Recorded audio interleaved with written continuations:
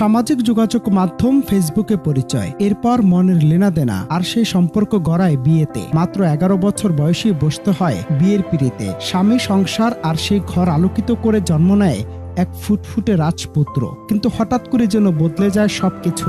সন্তানকে নিয়ে অজানা উদ্দেশ্যে পাড়ি জমান স্বামী শাকিল মিয়া, তবে হার মানতে নারাজ মা জুই। নিজের সন্তানকে ফিরে পেতে শেষমেশ আদালতের শরণাপন্ন হন তিনি। আইনি লড়াইয়ের পর ফিরে পান নিজের সেই রাজপুত্রকে। পুতুল খেলার বয়সে যে কিশোরীর হাতে থাকার কথা ছিল বই খাতা আর রঙিন স্বপ্ন, সে অবুঝ মেয়েটির কোলেই এখন 7 মাসের এক ফুটফুটে সন্তান।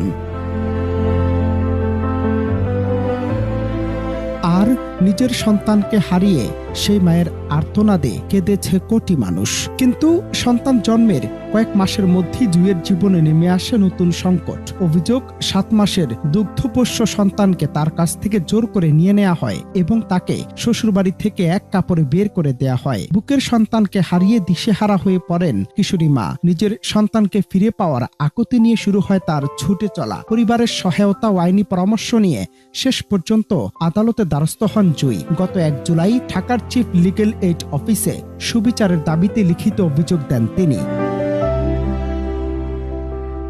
এরপর গেল মঙ্গলবার ঢাকার আদালতে তৈরি হয় আবেগঘন এক দৃশ্য। কাঠগড়ায় দাঁড়িয়ে থাকা মাত্র 13 বছরের কিশোরী মায়ের কোলে ফিরিয়ে দেয়া হয় 7 মাসের শিশুকে। দীর্ঘ অপেক্ষার পর সন্তানকে বুকে ফিরে পেয়ে আবেগে ভেঙে পড়েন জুই। উপস্থিত বিচারক সহ অন্যদের মধ্যেও তৈরি হয় আবেগঘন পরিবেশ, যেন হারিয়ে যাওয়া মাতৃত্বের কাছে ফিরে এলো তার সবচেয়ে আপন ঠিকানা। তবে এই ঘটনায় রয়েছে ভিন্ন বক্তব্য। বিবাদী শাকিলের দাবি, জুই স্বেচ্ছায় ঘর ছেড়ে চলে গিয়েছিলেন এবং সন্তানকে রেখেই তিনি চলে যান।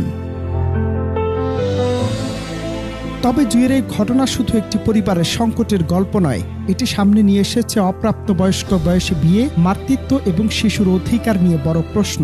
যে বয়সে একটি কিশোরের স্বপ্ন দেখার কথা, পড়াশোনা, শিক্ষা, নিজের ভবিষ্যৎ গড়ার, সে বয়সে জুইকে হতে হয়েছে মা। আর 7 মাসে শিশুটিও বেড়ে উঠেছে এমন এক বাস্তবতায় যেখানে তার নিজের অধিকার নিয়েও তৈরি হয়েছে আইনি জটিলতা।